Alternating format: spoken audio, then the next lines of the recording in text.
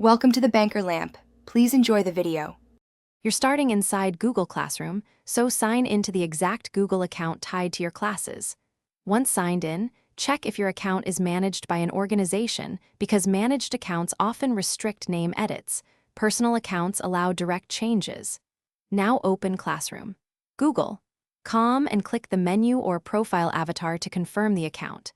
Make sure you're using a desktop browser for easier navigation.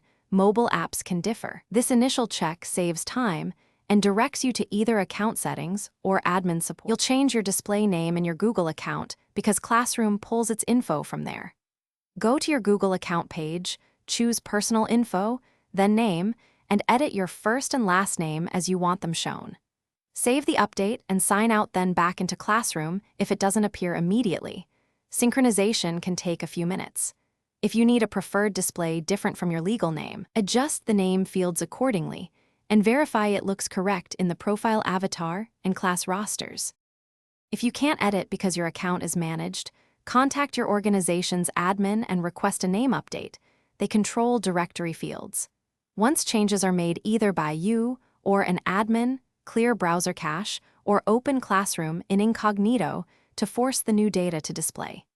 Make sure to check student and teacher rosters after 10 to 30 minutes to confirm the update propagated. If names still show old values, report the issue to Google support with screenshots. Admins can escalate on behalf of users. Thanks for watching. If this was helpful, leave a like and consider subscribing. See you next time.